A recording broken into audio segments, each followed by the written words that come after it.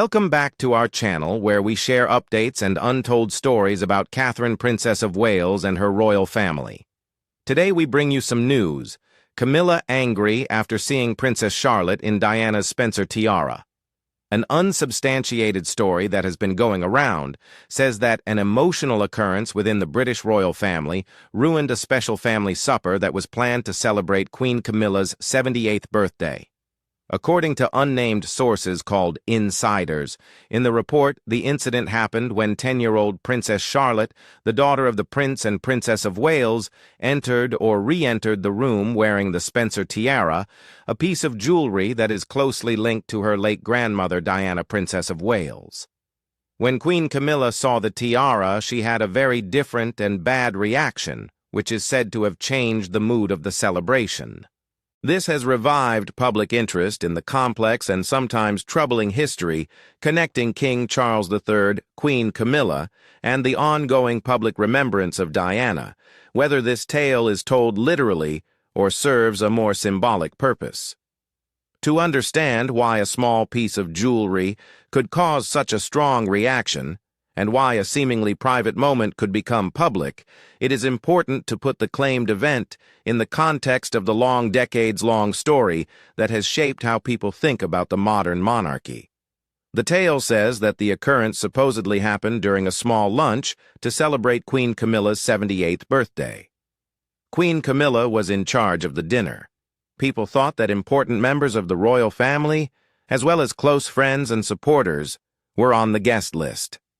The story goes that the night went on as usual until the Prince and Princess of Wales arrived with their 3 kids, Prince George, Princess Charlotte, and Prince Louis. Still others believe that Princess Charlotte came back to the supper later wearing the Spencer tiara. The family members were there initially, but not in a manner that attracted a lot of attention. The tiara, which is famous for its complicated design of tulip patterns and star-shaped floral components set with diamonds, has always been associated with Diana in the public's mind. She wore the Spencer family heirloom to many formal occasions throughout her public life, which made it a clear symbol of her style and personality. She is famous for choosing the Spencer family heirloom for her wedding in 1981 instead of anything from the royal collection. Witnesses' stories show that the tiara's arrival caused everyone in the room to stop talking right away. People who were there said that Queen Camilla was startled and visibly shaken, and she couldn't keep her cool when she was told to look at the headpiece. People have said that there were whispers about how much the little princess looked like her grandmother, with statements like, "Charlotte is growing up to look like Diana." Additionally, it has been said that the emphasis of the evening changed from the Queen's birthday to recollections of Diana. At one point, it was said that the evening was disrupted again when an unknown visitor supposedly suggested a toast to Diana, which had numerous people rise up and join in. The study showed that Queen Camilla raised her glass, even though she may have been upset about something secret. Sources said she was hiding something that was really annoying. This is the last thing the report says. So what was supposed to be a party in her honor turned into an unplanned tribute to the woman who had long been thought to have taken the late princess's followers' love and respect. The story says that Queen Camilla looked for Princess Charlotte later that night. She was supposedly hiding with her younger brother Prince Louis in another room. The Queen is said to have told the young person in a gentle but firm voice, "You shouldn't be wearing that." People within the palace said that the first worry was practical. Camilla is said to have spoken about how fragile the tiara is and how important it is to her. After that, Catherine, the Princess of Wales, stepped in to help. She is said to have gone up to the Queen when her daughter was talking to her and asked what was going on. The story says that Queen Camilla left the discussion and went back to the main feast without saying anything further. The story describes the chat as short yet enlightening, even though it was an emotional incident in which years of personal problems and observations of society came to light in a home environment. This took place at a home. The documented event highlights the emotional value of objects, heirlooms, ceremonial items, and public symbols that surpasses their physical form. This is true no matter whether any part of this assertion is accurate or not. The Spencer tiara is more than just a piece of jewelry. It represents family loyalty, personal history, and public identity. The item being at a royal event makes people think about Diana's decisions regarding her wedding, her style, her public life, and the story of the strife that followed her divorce. The tiara's surprise appearance at Queen Camilla's birthday supper, which was meant to honor the current royal figure, shows how the past can come back to haunt the present and get in the way of current aims. To better understand the special resonance of the Spencer tiara, it helps to think about a lot of different descriptive and contextual factors. The Spencer tiara is neither part of the crown jewels or the king's personal collection. On the other hand, it belongs to the Spencer family, an aristocratic family that has been important in society for a long time.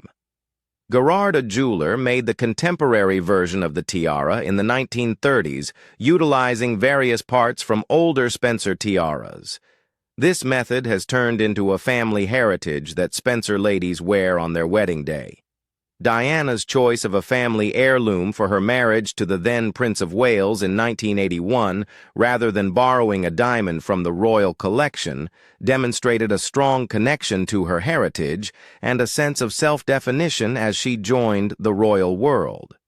The tiara's floral decorations, which included tulips and star-shaped flowers, made it stand out and helped people connect it to well-known pictures of Diana. In aristocratic society, inheritance has a very important social meaning that goes beyond the beauty of the things themselves. Histories serve as concrete links among generations, including tales, honor, and an intrinsic declaration of continuity. Heirlooms are passed down from one generation to the next. Diana wore the Spencer tiara in public a number of times, which changed it from a private family heirloom to a well-known symbol of her public character. After she died, the tiara was returned to the Spencer family and was later presented to the public when other family members wore it for special occasions. Diana's sisters always wore it on their wedding day, and Diana's niece just wore it to her wedding. Because of this, the tiara represented an unbreakable link between Diana's life choices and public position for both the general public and those who worked for the royal family.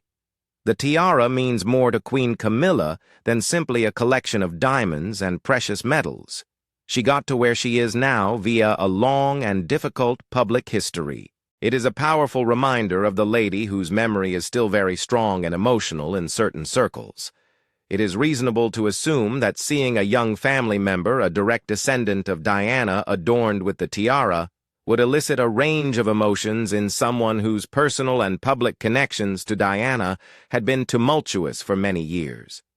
To understand the reasons for the current problems, we need to go at Camilla's background and the long, complicated road that led her to her current position next to the Queen. Camilla Rosemary Shand was born on July 17, 1947, into a family with a history of military service and ties to the upper class. She came from a rich family. Her mother, Rosalind Cubitt, was the daughter of a baron. Her father, Major Bruce Shand, was a war hero and subsequently became successful in business. Camilla went at Queen's Gate School in London, a finishing school in Switzerland, and the Institut Britannique in Paris. This educational route fit well with what her friends and family wanted and needed. People often talk about Camilla's family history since it has a lot of interesting historical connections. For example, her maternal great-grandmother, Alice Keppel, was a well-known figure at the Edwardian court and King Edward VII's long-term lover. Some analysts have directly compared Keppel's background to Camilla's later love involvement with a future king. Even while these parallels are intimate, they helped shape the way people spoke about Camilla's public image. In the middle of the 1960s, Camilla became a debutante in London's high society. During this time, she had an on-and-off affair with Andrew Parker Bowles, a cavalry officer. Their initial collaboration was rather friendly based on shared interests and a sense of humor, especially when it came to rural activities. In 1970, she met Prince Charles for the first time during a polo tournament. They were said to have gotten along well initially since they both had a sense of humor. Still, Camilla's chances of becoming Charles's wife were hurt by social standards regarding what kind of person would make a good partner. These expectations included rules about aristocratic genealogy and how important it was at that time for a future king's wife to be chaste. Prince Charles was in his early 20s at the time, and because of his naval duties, he had to spend long amounts of time overseas. Camille decided to marry Andrew Parker Bowles in July 1973, even though he hadn't asked her to marry him before he left. Contemporary records show that Charles had real sadness about the decision, particularly highlighting that he conveyed his sorrow to his kin. After their marriages ended, Charles and Camilla stayed in touch initially as friends and subsequently with a new level of closeness. Charles becoming the godfather of Camilla's kid shows how strong the tie between the two families is. Even still, both sides particularly, Charles would be watched closely to see whether royal marriage was right. Lady Diana Spencer came to be seen as the perfect bride in the early 1980s, just when Prince Charles was under a lot of pressure from both the public and private to be married. When Diana, the daughter of the 9th Earl Spencer, was 19, her relationship with Charles got a lot of attention from the public. This attention eventually led to their engagement. Her financial background, young looks, and calm demeanor were all in line with what was normal at the time. The engagement was made public in February 1981, and the wedding took place on July 29, 1981, at St. Paul's Cathedral. It drew a lot of attention from people all around the world. At that time, it was reported that hundreds of millions of people throughout the globe saw it. The idea of a fairy tale wedding came up for people in the UK and throughout the world who cared a lot about the British monarchy. There was a big cathedral celebration and a lot of processions in this picture. The couple had 2 children following the wedding: Prince William in 1982 and Prince Harry in 1984. These groups have long valued the royal lineage and thus made sure it would continue. Even while the marriage seemed stable on the outside, it immediately showed that there were a lot of problems. People who saw or took part in the event named various factors such as a 13-year age difference, very different personalities, very different temperaments, and the huge stress of living in the public eye all the time.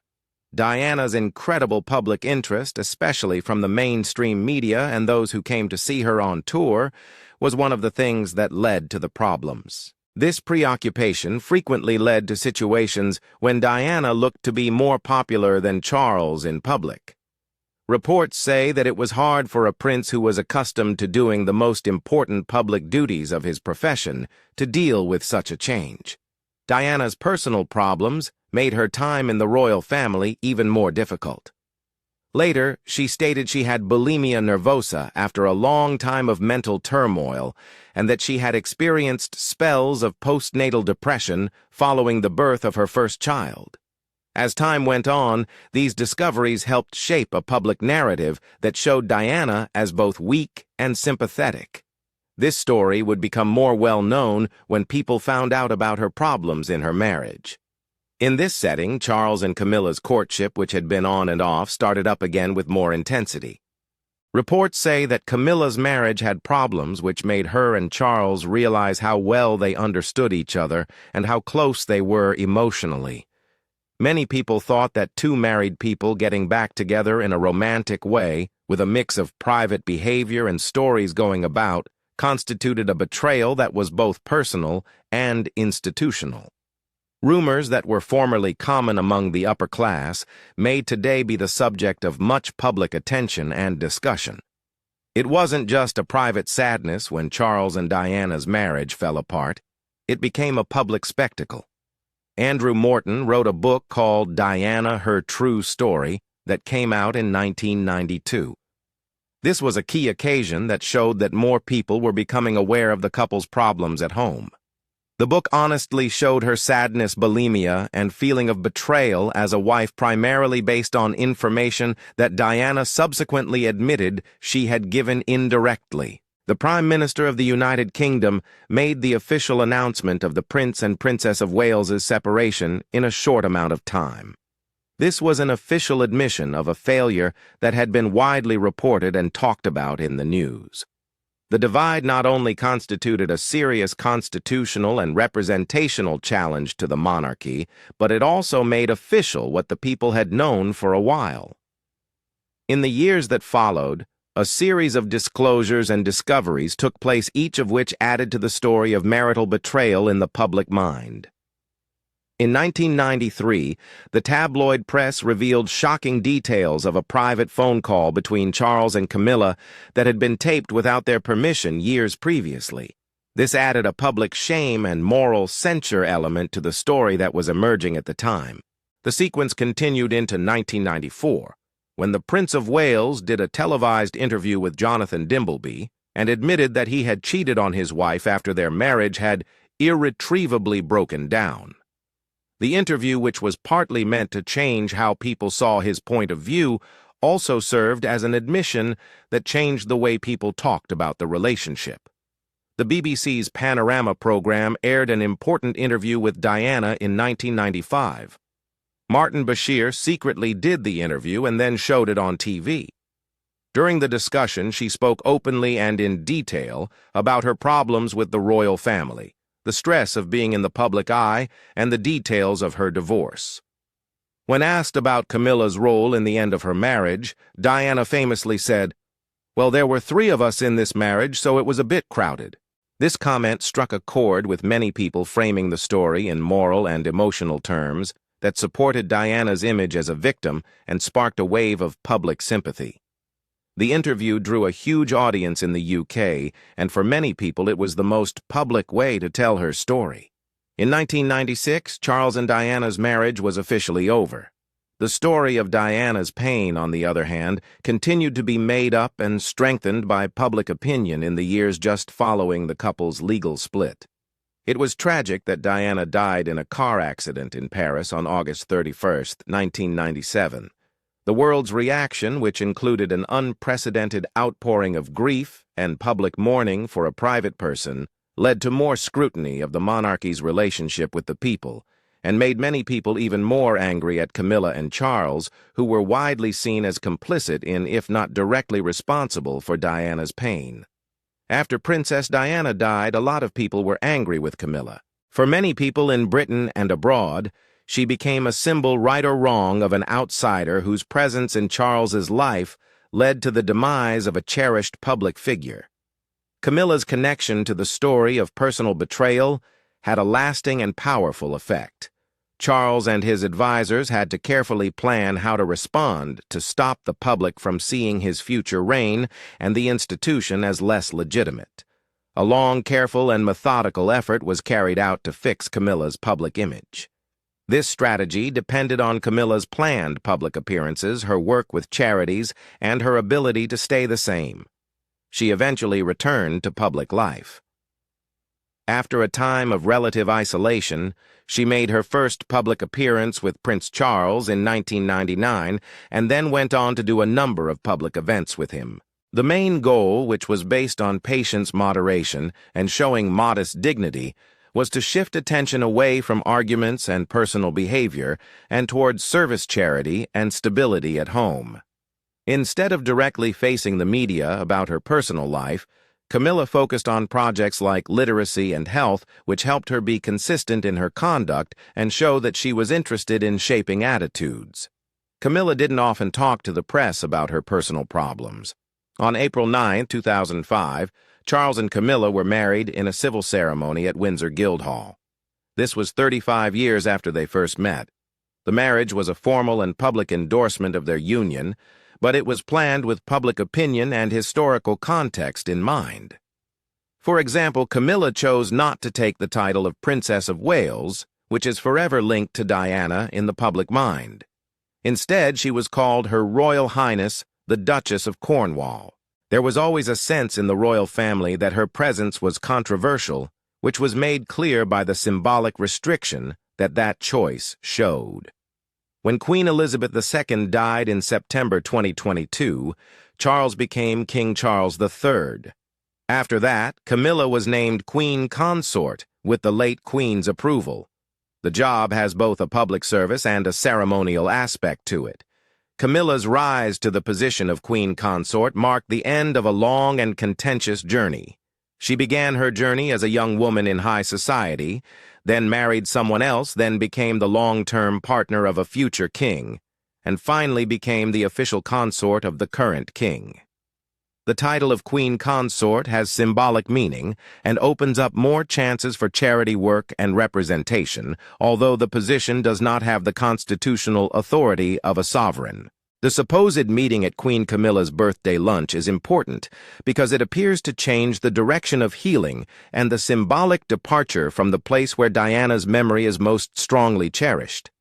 The continuing symbolic war for the ownership of meaning is clear, as illustrated by the Queen's apparent uneasiness when she saw Diana's granddaughter wearing the Spencer tiara. The Spencer tiara is an example of a legacy that is more than simply beautiful. It also has a community purpose.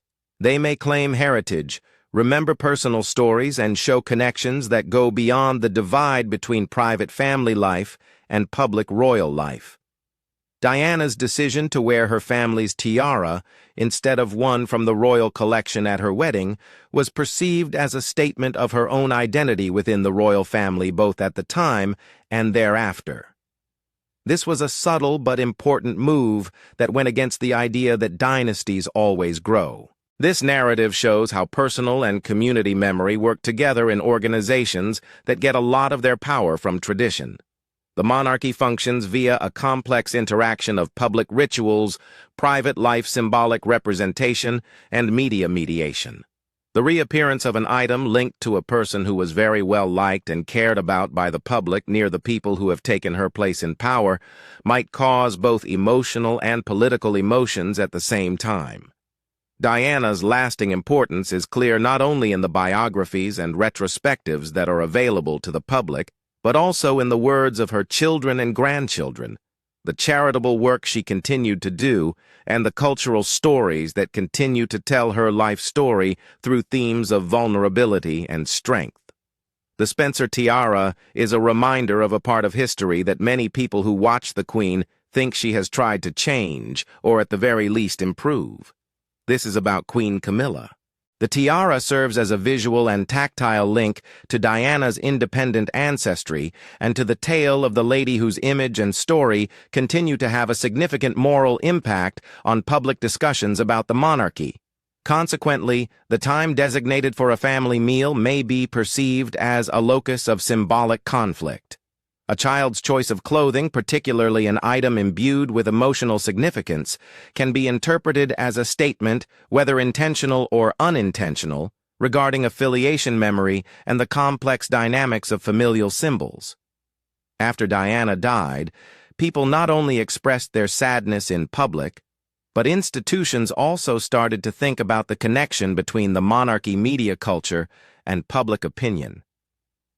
People who work in both areas, like members of the royal family and their advisors, need to find a way to make these two different ways of thinking work together so that things keep going while also meeting changing needs. The court of public opinion works in a different way than the formal judicial system.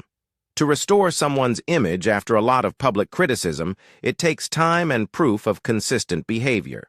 In Camilla's case, the fact that she is now in a position of power and has duties shows that this process has worked. However, the ongoing existence of symbols associated with Diana guarantees that the past will endure in manifesting in subtle but significant ways. People are devoted to Diana for more than just her fame, which is something to keep in mind. She became a symbol of many contemporary ideas about how royals should act, such as being friendly, accessible, and involved in humanitarian concerns.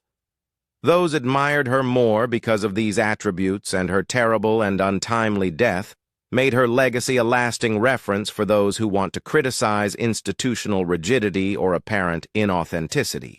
Diana-related items exemplify what cultural theorists could term indexicality. They serve as evidence or markers linking modern persons and actions to a dynamic historical narrative. This pertains to those who see the monarchy from the perspective of Diana's life and ambitions. The media landscape that developed after Diana's death has resulted in an extension of the longevity and dissemination of indexical symbols. In the past, newspapers and TV news were very important in shaping people's memories. The modern media landscape is characterized by the proliferation and fast evolution of connections via social platforms, historical imagery, and subsequent conversation. In the context of commenting threads, a child's choice of hat might be perceived as a deliberate tribute or a harmless family event. Viral pictures of a young Diana wearing the Spencer tiara may be found and circulated right away. This amplification makes it possible for motions that seem private to become public signs. Additionally, it expands the interpretative frameworks that allow observers to extract significance from royal behavior. There are many different kinds of opinions on the same online forums, including nostalgia, criticism, appreciation, and political views. In addition to media dynamics, the psychology of objects offers more understanding of the meaning of a tiara. Objects may serve as memory devices, facilitating embodied recall, eliciting associating emotions, and acting as catalysts for memories that might otherwise stay disjointed. Heirlooms often perform emotional functions within family contexts, as determined by their historical relationships. They may either calm, comfort, or upset people depending on the situation. Royal family members have to keep a fine balance between being seen in public and having intimate family contacts.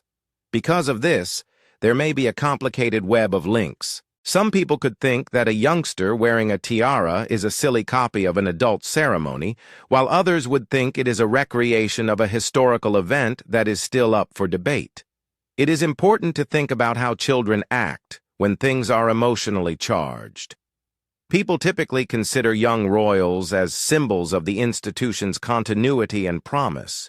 People pay close attention to how they seem and dress because they think they will be future identifiers. The institution is connected to young royals. People could regard a young person wearing something that belonged to a cherished ancestor as both a genuine tribute and a hint that they feel entitled to the inheritance. In monarchical culture, the symbolic importance of a child's resemblance to a parent or grandparent, whether in appearance, behavior, or choice of adornment, has been acknowledged for a considerable duration.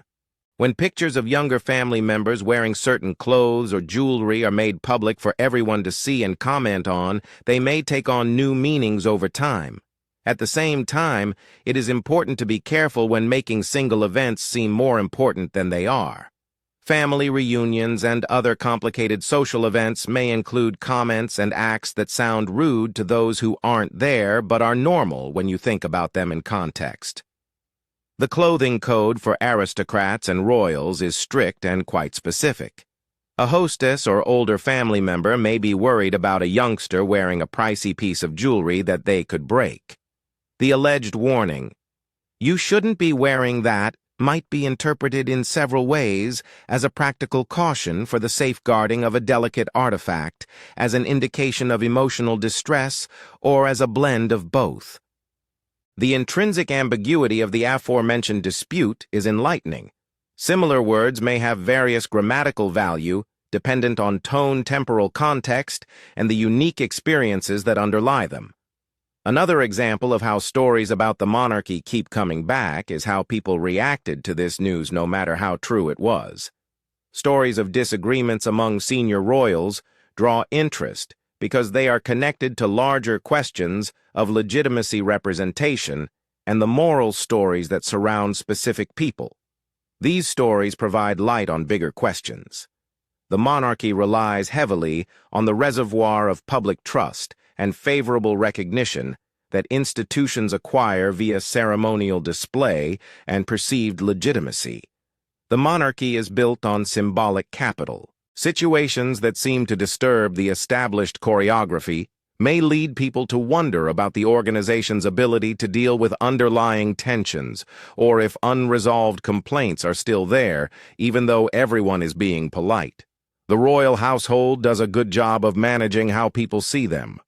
To avoid disagreement and spread out representative duties among family members, decisions concerning titles, public appearances, and the distribution of patronages are regularly changed. In the end, these administrative and ceremonial steps can't completely erase personal history. Diana's lasting impact on people's emotions shows that symbolic objects, including goods, quotes, and pictures, may still affect how people feel about contemporary office holders. A key factor in the contemporary monarchy's survival is its capacity to keep multiple different time periods going at the same time. This capacity lets the monarchy show that it is still relevant, while also meeting modern needs for openness, empathy, and relevancy. This is a little but telling example of how the past may show up in everyday life. If the story of Queen Camilla's short interruption is true, it is a good example. The deep-rooted importance of heirlooms and reputations may impact even the most intimate settings, such as family gatherings and private dining events. A kid wearing a tiara is an example of an activity that may take on symbolic meaning because it combines different aspects of family memory, social narrative, and institutional history into a physical symbol. At that time, everyone there is both taking part in a public story that is still going on and acting in a private play. Whether the tale is overblown or certain parts have been made more dramatic, the event shows that people require stories that connect their acts to their impact on society. The cultural importance of the stories about the monarchy is evidenced by how easily a private event may be turned into another chapter of a story that might last forever. These stories work in the public arena by connecting modern characters to well-known tropes, such as the wronged princess, the loyal consort, and the troubled heir.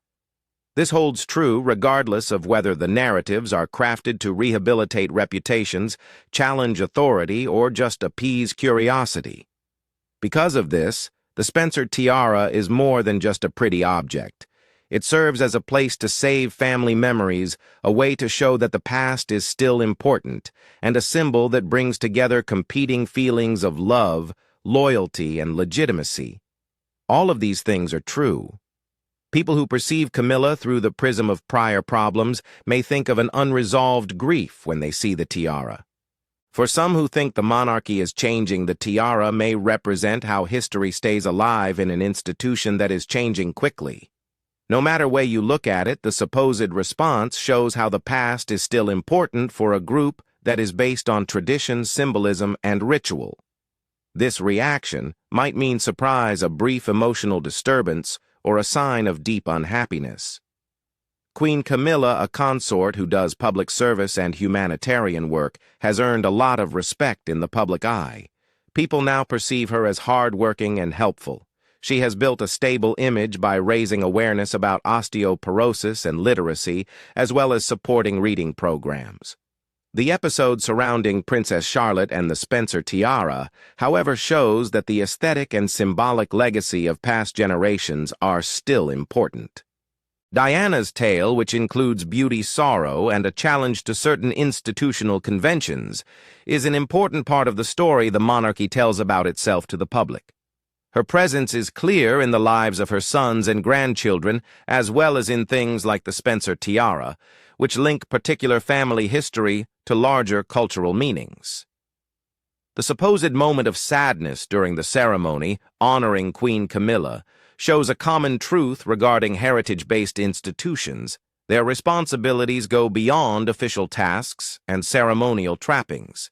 The significance of memory is similarly vital concerning individuals whose lives and pictures have influenced public conceptions of the monarchy. Memory, be it communal, personal, or mediated, often has a more lasting impact on attention and mood. A crown may signify power, and a tiara may represent lineage. But memory is the essence of that authority and inheritance. The persistent strength of such a claim, whether seen discreetly in a private context or expressed openly in the public domain, represents one of the most significant issues facing the monarchy, the need to reconcile a dynamic present with a history that refuses to be just historical. Thank you for watching the video. Please let us know your thoughts, and goodbye for now.